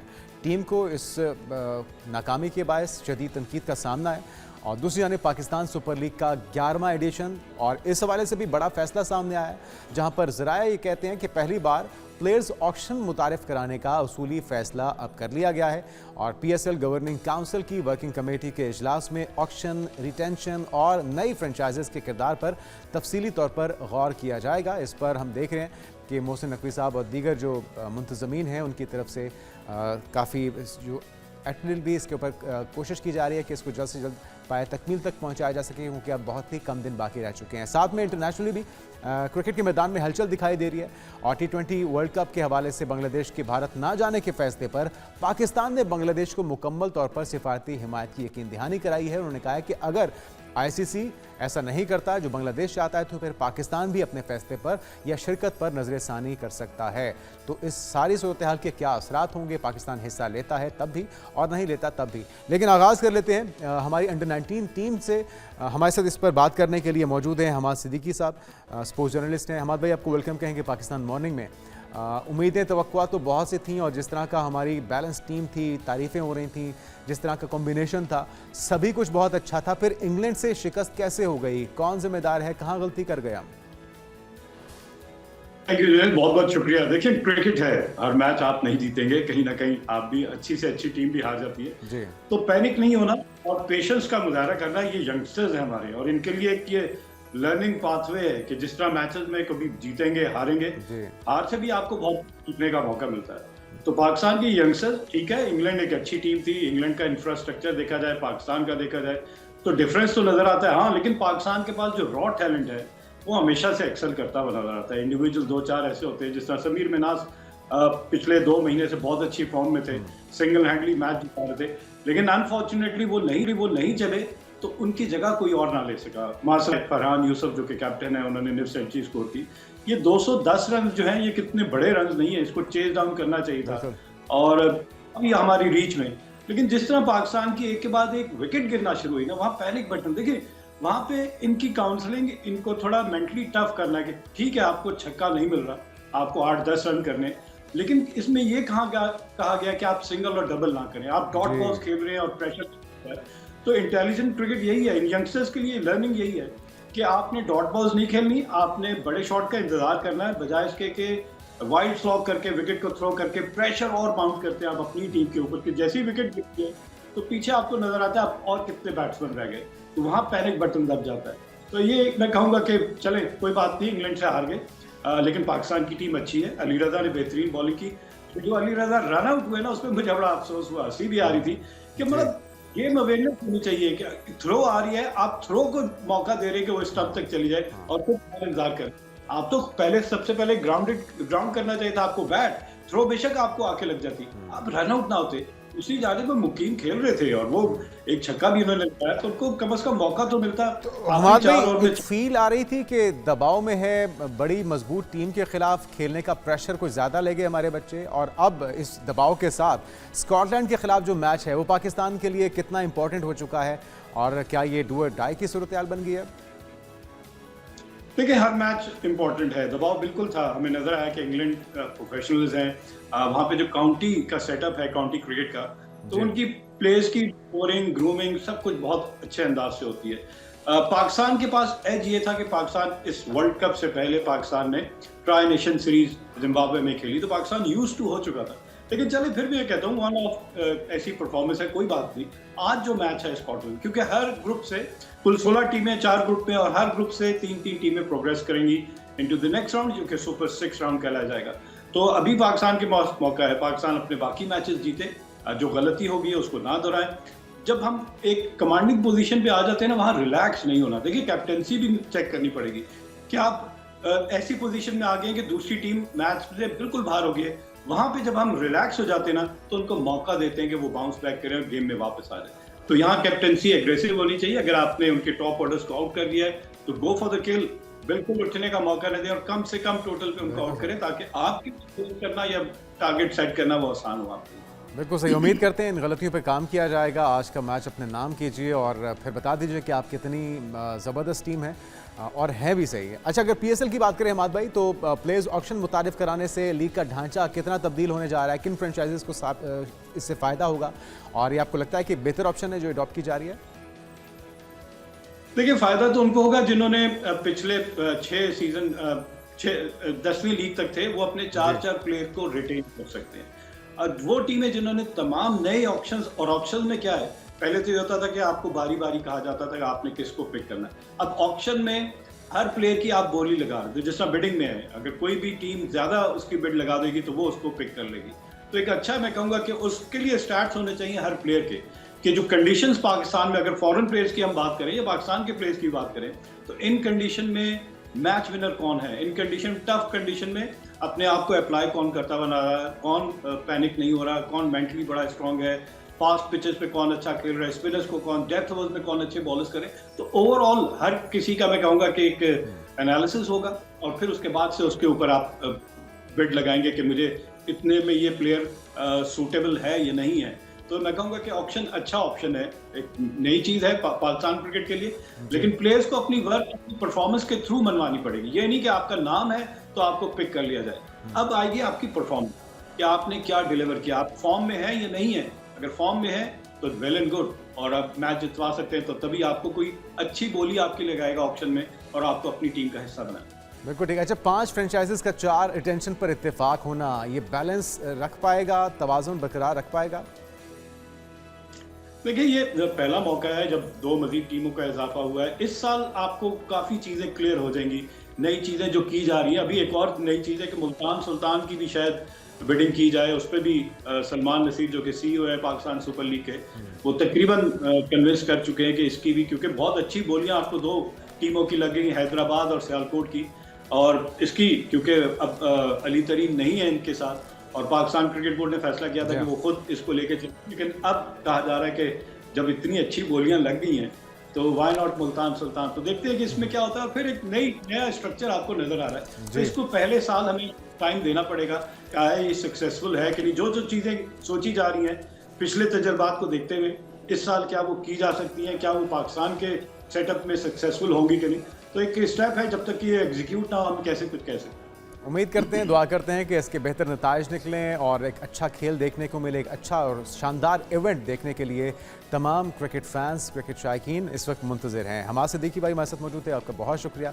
और उम्मीद करते हैं कि 19 के जो बच्चे हैं वो भी उस पैनिक सिचुएशन से बाहर निकलेंगे, अपने एतमाद को बहाल करेंगे और आज का मैच अपने नाम करेंगे। आगे बढ़ते हैं नाज़रीन, कुछ बात हो जाए छोटे बच्चों की, और हम उमूमी तौर पे ये देख रहे हैं कि ये हर घर की कहानी है कि पेरेंट्स अपनी जान छुड़वाने के लिए, माएँ ख़ास तौर पे, बाप भी अपनी ज़िम्मेदारी को निभा नहीं रहे और बच्चों को मोबाइल फ़ोन थमाए जा रहे हैं, और वो इस हद तक हैप्चुअल हो चुकी है, वो खाना या निवाला उनके अंदर से गुजरता नहीं है जब तक वो अपने सामने मोबाइल पे कुछ प्ले ना कर दें। वो क्या देख रहे हैं, कितनी देर तक देख रहे हैं, और उसके क्या असरात उनकी ज़िंदगियों पे, उनकी शख्सियत पे, उनकी जहन साजी के ऊपर जो नेगेटिव इम्पैक्ट है वो क्या असर छोड़ेगा और वो कितना नुकसानदेह हो सकता है, इस सब पर हम बात करेंगे। डॉक्टर शहजाद बसरा साहब, हेल्थ एक्सपर्ट, हमारे साथ मौजूद हैं। डॉक्टर साहब, आपको वेलकम कहेंगे पाकिस्तान मॉर्निंग में।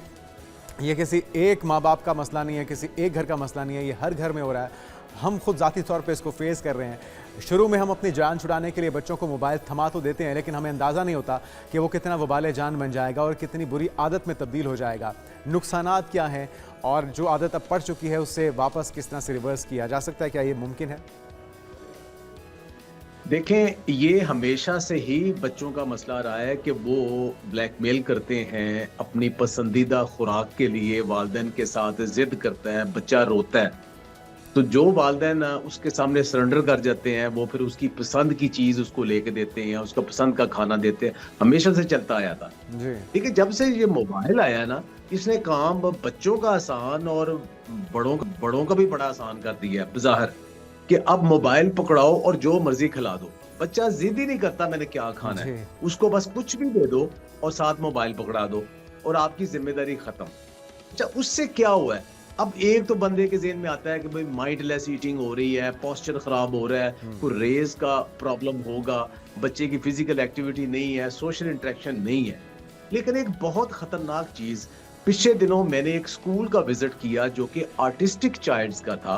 अच्छा। वो बच्चे जो कि बाकियों से उनका बिहेवियर डिफरेंट था, उसमें से एक चीज जो वहाँ जो टीचर थे उन्होंने बताया कि इनमें ज्यादा बच्चे वो हैं जो मोबाइल का बहुत ज्यादा यूज कर रहे हैं। वो अपने एक मखसूस किस्म के कार्टून या बाकी फिल्मों के इतने आदी हैं कि वो उसी दुनिया में रहते हैं।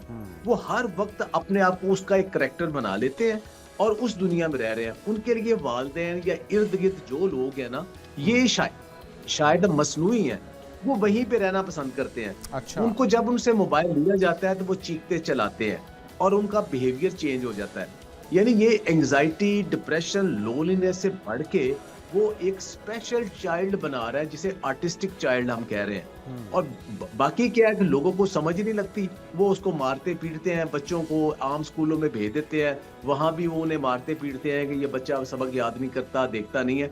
लेकिन दरअसल उसको एक बहुत ज्यादा जहनी बीमारी लग चुकी है, जिसकी एक रीजन ये मोबाइल का बेतहाशा इस्तेमाल है। और इसको हम बचना कैसे है, उसके लिए वालिदैन को मेहनत करना पड़ेगी।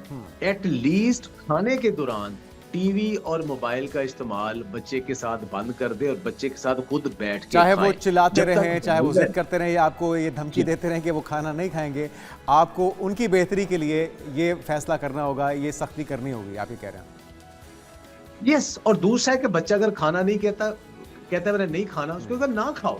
अच्छा। ये जो ठोस के बच्चों को खिलाना है गलत है।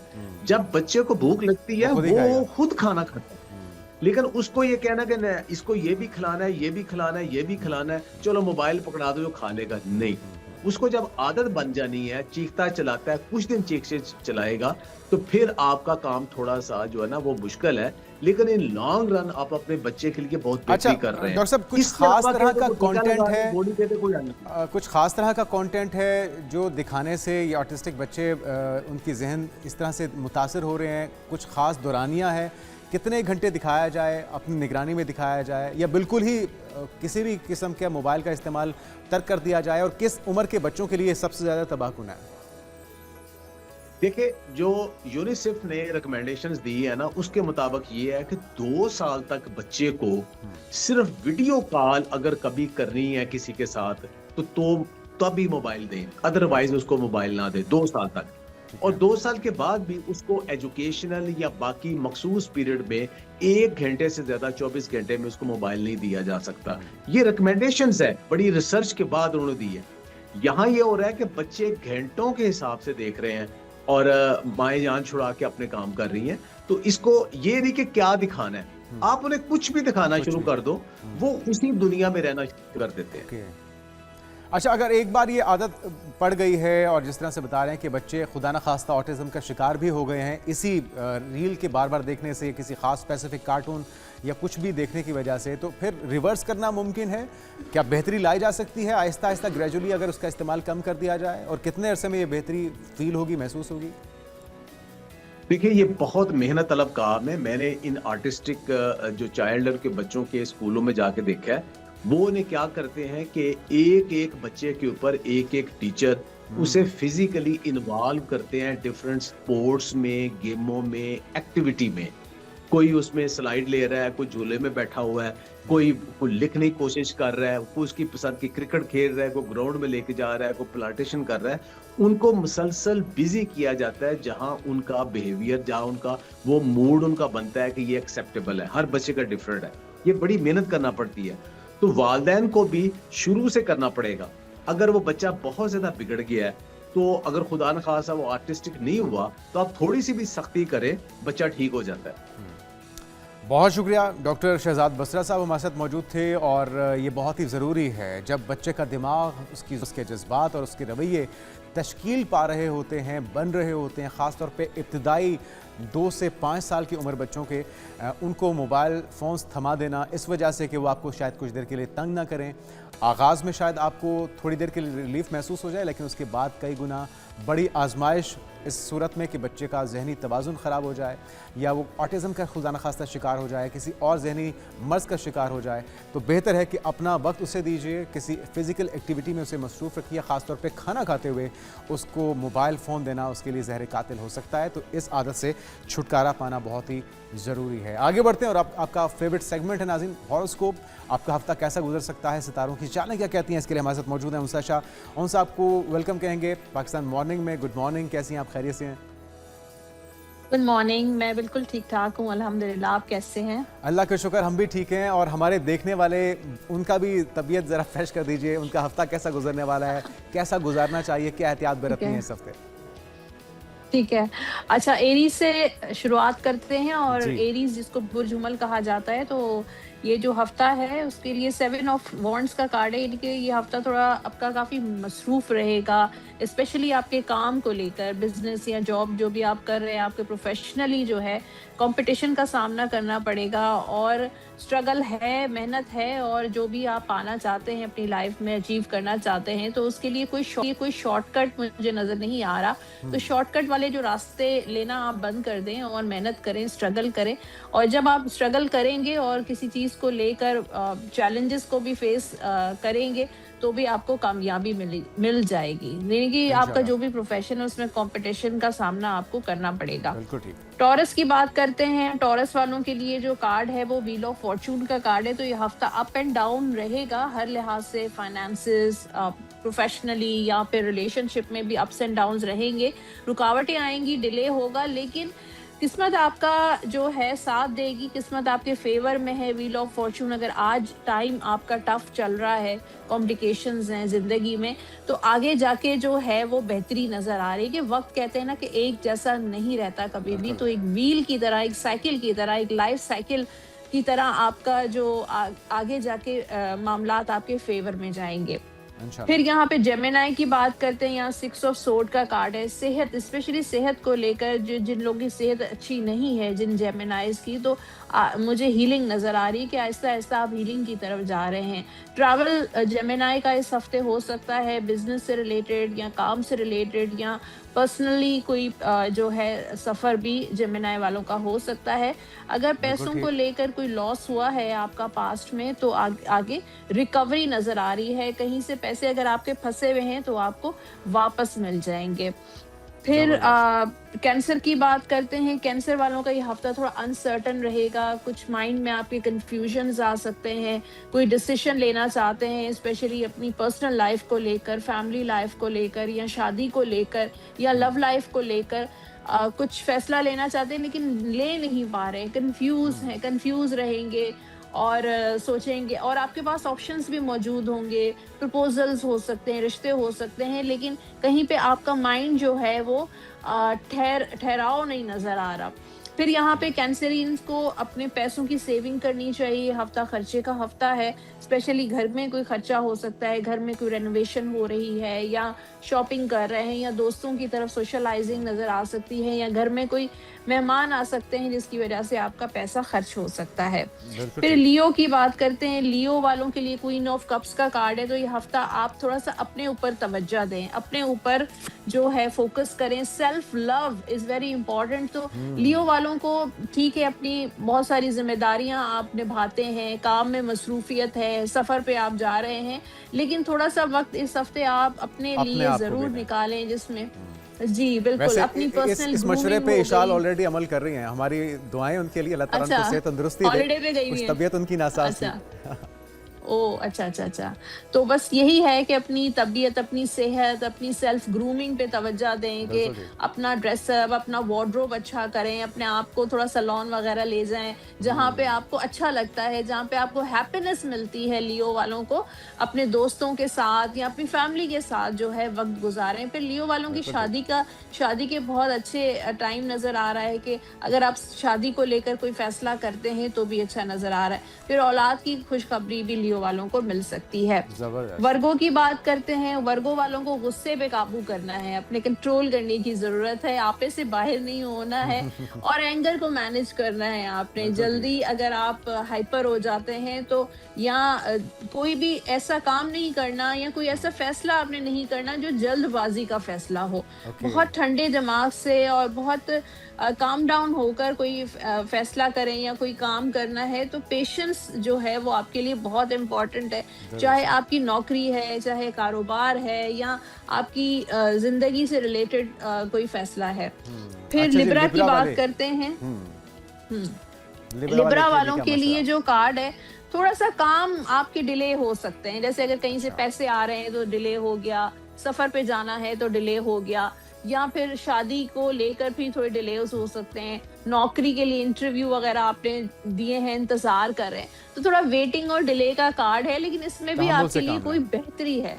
हाँ, तहम्मुल से भी काम करें, लेकिन इसमें कोई बेहतरी है। अगर डिले आ रहा है, कोई रुकावट आ रही है आपके काम में, कोई हर्डल आ रही है, तो इसमें जरूर कोई बेहतरी है। हो सकता है आगे जाके, जी बिल्कुल, आगे जाके और चीजें आपको बेहतर तरीके से आप कर सके। स्कॉर्पियो के लिए 4 ऑफ पेंटिकल्स सेविंग्स बहुत इंपॉर्टेंट है स्कॉर्पियो के लिए इस वक्त, कि पैसों को बहुत सोच समझ के खर्च करें और अपना बजट बनाएं, अपनी कैलकुलेशंस करें। अगर आप बगैर सोचे समझे कहीं इन्वेस्ट कर लेते हैं या कोई प्रॉपर्टी लेते हैं या पैसा खर्च कर लेते हैं तो आपको अपने बजट को मैनेज करना है। घर पे कहाँ कितना खर्च हो रहा है, कितना खर्च होना चाहिए, इज वेरी वेरी इम्पोर्टेंट। तो अब फिर यहाँ पे स्कॉर्पियो के अराउंड कुछ नेगेटिव एनर्जीज, कुछ ऐसे लोग हैं, स्पेशली आपके वर्क प्लेस पर कुछ ऐसे लोग हैं जो आपसे बहुत ज्यादा जेलस हैं, बहुत ज्यादा हसद करते हैं। उनसे थोड़ा सा अपने आप को बचा के रखें। और फिर अपनी आदतें भी ठीक करें ना स्कॉर्पियो। हाँ, अपनी भी आदतें बिल्कुल ठीक करनी है। हर किसी पे ट्रस्ट नहीं करना है, फायदा ना उठाना। जी जी जी। फिर सेजिटेरियस की बात करते हैं। यहाँ पे मैजिशियन का कार्ड है। सेजिटेरियस वाले बहुत बासलाहियत है। फिर कम्युनिकेशन पावर अपनी इम्प्रूव करें, स्किल्स अपनी डेवलप करें। अगर कोई भी आपकी एज है, लेकिन कोई आप हर एज में लर्न कर सकते हैं। तो मैजिशियन का कार्ड है कि आप बहुत मल्टीटास्किंग है, एक वक्त में बहुत सारे काम करता हुआ लग रहा है। सेजिटेरियस घर के भी काम कर रहे हैं, बिजनेस के भी काम कर रहे हैं, सारी रिस्पॉन्सिबिलिटीज जो है वो इस वक्त जो है सेजिटेरियस फेस कर रहे हैं। फिर कैप्रिकॉन की बात करते हैं। हैप्पीनेस का कार्ड है, 10 ऑफ कप्स का कार्ड है। तो ये हफ्ता आपके लिए शादी के लिए बहुत जबरदस्त है। जिनकी शादी कैप्रिकॉन की हो रही है या जिनका अपने घर में कोई लड़ाई चल रही है, नाराजगी हो गई है, तो वो आपका रियूनियन हो सकता है। पार्टनर के साथ अगर कोई इश्यूज हैं तो उनके साथ भी आपकी सुलह सफाई हो सकती है। फिर जॉब को लेके सक्सेस है, पैसों को लेके सक्सेस है। तो ये हफ्ता आपके लिए ट्रैवलिंग, और जो लोग बैरून मुल्क सफर पे जाना चाहते हैं या वीजा वगैरह अप्लाई किया हुआ है। एक्वेरियस क्या बताएगा, क्योंकि वक्त कम है उनसे हमारे पास। जी, एक्वेरियस वालों के लिए न्यू बिगनिंग है, कोई नया काम शुरू कर सकते हैं, न्यू जर्नी, कोई न्यू ट्रैवल पे जा सकते हैं, किसी नए रिलेशनशिप में आ सकते हैं। फिर पाइसेस के लिए बिगनिंग्स हैं, कोई यहाँ पे भी कोई नया काम, कोई प्लान किया है, नहीं कर पा रहे तो इस हफ्ते आप एक्शन ले सकते हैं। शादी के लिए कोई नए रिलेशनशिप में आ सकते हैं। जी, थैंक यू सो मच। उनसे आपने बहुत अच्छी चीज़ें बताई हैं, किन चीज़ों का ख्याल रखना है, क्या करना है और क्या करने से आपने एहतियात कर देना बरतना है। बाकी अल्लाह ताला के हाथ में सब कुछ, हम कोशिश कर सकते हैं, अच्छी कोशिश कीजिए और फैसला जो है या उसका रिजल्ट जो है वो अल्लाह ताला पे छोड़ दीजिए। उम्मीद करते हैं सारी चीज़ों पे आप अमल करेंगे। बच्चों के स्कूल्स खुल चुके हैं, खासतौर पर पंजाब में ठंड बहुत ज़्यादा है, उनका ख्याल रखिए, मास्क पहना के भेजिए, गर्म कपड़ों में उन्हें भेजिए। और बच्चों, आप भी बहुत अपने एंजॉयमेंट कर ली है, अब जम के पढ़ाई कीजिए और अपने माँ बाप का, अपने मुल्क का नाम रोशन कीजिए। आपसे मुलाकात होगी नाज़रीन कल, अपना ख्याल रखिएगा। अल्लाह हाफ़िज़।